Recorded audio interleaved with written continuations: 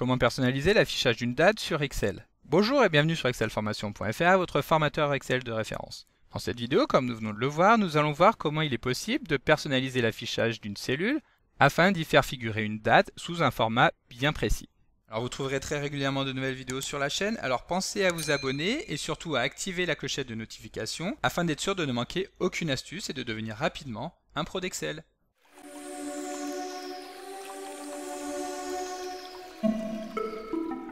Comme d'habitude, le support de secours est disponible dans la description de la vidéo. Comme nous l'avons déjà vu dans les précédents chapitres de cette formation sur la gestion des dates, Excel considère qu'une date est un simple nombre sur lequel celui-ci applique un formatage bien particulier. Pour s'en rendre compte, il suffit en effet de saisir une date dans une cellule au sein d'une feuille de calcul.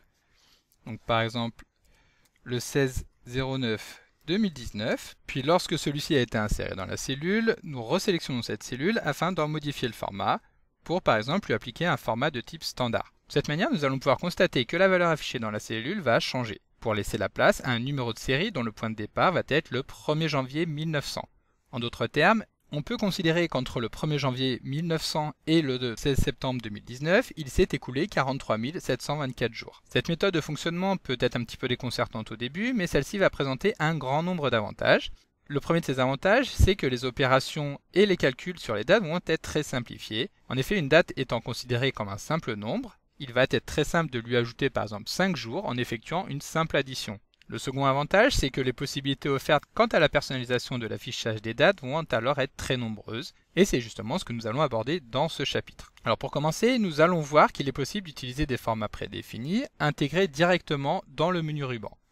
Excel propose en effet deux mises en forme définies que nous allons pouvoir récupérer dans le menu Accueil en sélectionnant dans le menu déroulant que nous retrouvons dans le groupe Nombre. Le premier de ces formats est le format date courte.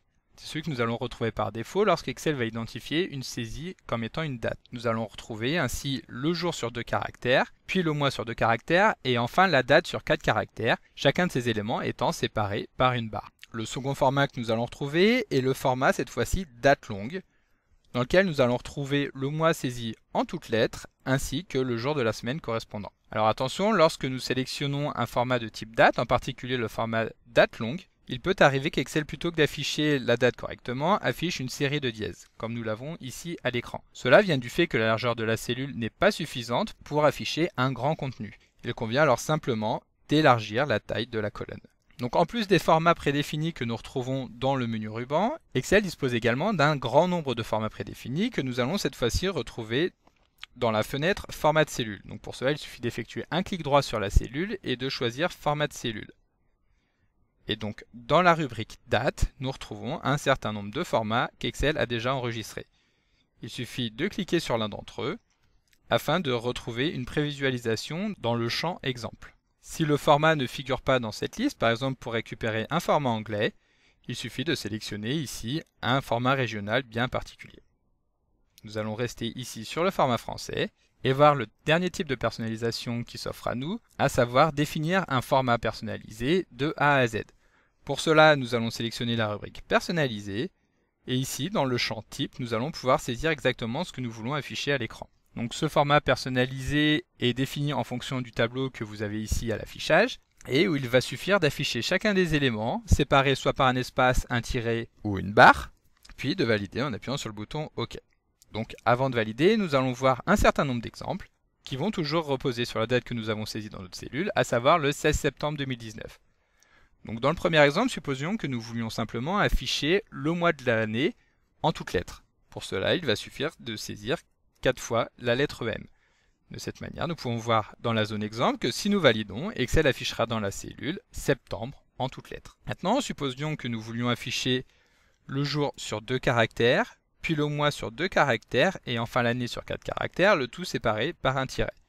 Il va donc suffire de saisir simplement ce formatage dans le champ type. Donc maintenant, imaginons un type de formatage un petit peu plus élaboré. Donc imaginons que celui-ci doive commencer par le mot le, puis le jour de la semaine en toutes lettres, donc 4 fois J, puis le jour du mois, donc 2 fois J, le mois en toutes lettres, 4 fois M, et enfin l'année sur 4 caractères.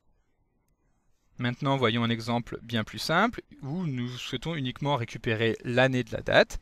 Donc 2019, pour cela il nous suffit de saisir simplement 4 fois A. Et enfin, pour notre dernier exemple, nous allons vouloir afficher une fois encore le jour de la semaine en toutes lettres, donc 4 fois J, puis le jour du mois, donc simplement une fois J.